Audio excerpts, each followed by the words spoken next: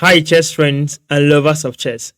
Welcome to this beautiful game, which was played in 1949 between Mikhail, who attacked with the white pieces against Josif Israel Zilber, who defended with the black pieces. One of the reasons why I love going through old games is to see the insight hidden in the moves of this game and also learn from the ideas connected to the moves in these amazing games. So let's dive right into it. Mikhail played the white pieces, went for e4. Israel defended with e6, introducing the structure for the French defense. After d4, d5 followed. Knight to d2, c5, a fight for the center. Pawn takes on d4, queen takes on d4, knight on g to f3. To my own understanding, if pawn takes on d4, knight to b3, knight to c6 comes up, then knight takes the pawn on d4. Is a way for white to recapture the pawn and still have piece activity in the center. However, in the game, after knight on g to f3, black did not take that pawn. Black chose to play something creative and went for knight to c6, aiming for development. Bishop to c4, attacking the queen. Queen goes to h5. Pawn takes on c5, bishop takes on c5. With knight to e4, the common idea is to attack this bishop here on c5. Black went for knight on g to e7. After bishop to g5, blocking the queen from defending this bishop, queen to g4. In this position, the queen attacks two pieces. The queen attacks the knight and also the bishop. How to defend? Well, Mikhail went for a creative queen to d3, defending the two pieces. Now the queen defends the knight and the queen defends the bishop. What to do? And this bishop is still under attack. In this position, if queen takes pawn right away, Mikhail will go with rook to g1, attacking the queen. Once the queen moves, knight takes bishop. Black is losing. So, in this position instead, black went for b6, defending that bishop.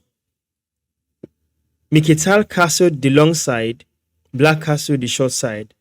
Bishop to f6. In this position, I asked myself, why bishop to f6? What if the pawn takes? Let's find out. If pawn takes right away, this will be a mistake because after knight takes the pawn, there is a double attack, attacking the king and attacking the queen. The king move, the queen is gone.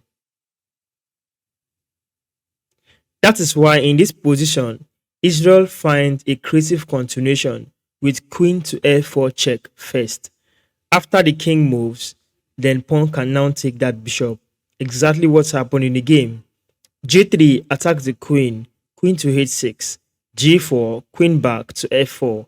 After g5, trying to open this g file against that black's king. Pawn takes on g5, knight on f here takes that pawn. Knight to j6 followed, h4. Throwing pawns towards the king almost exposed black king. Knight to b4 followed.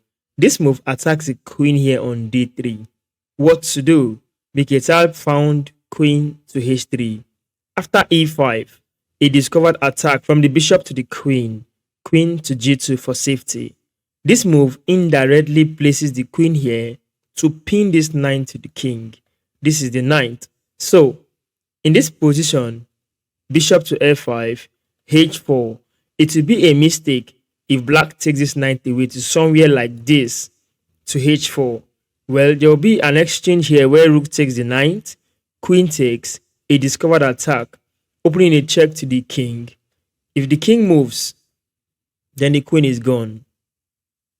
So with this idea, black left the knight and played king to g7. After pawn takes, h6, bishop takes on f7, rook takes on f7, pawn takes on f7. Pawn takes the knight on g5, knight took on g5. In this position, you will notice that the queen has attention on this diagonal. Watch this. Black did not defend.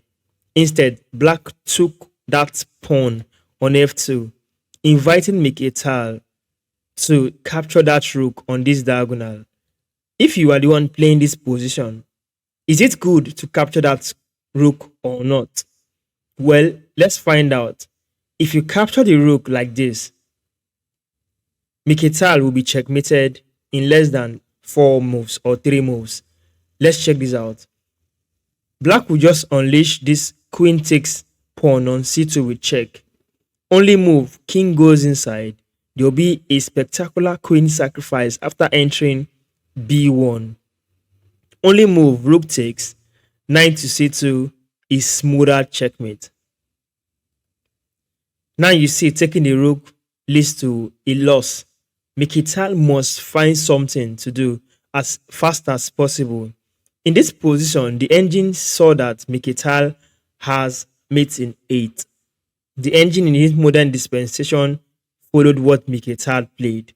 So, let's see what he played. Mikhail went for a spectacular double attack first.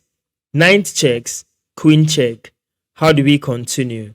Well, king has to move. That's the only move. Well, queen goes in, check to g7. King takes, rook followed to h6 check. Well, Zilber in this position had to block with the bishop.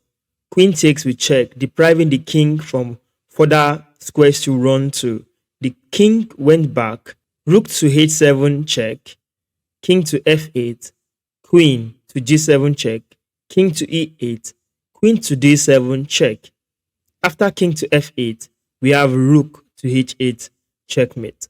This is a brilliant game which was played in 1949.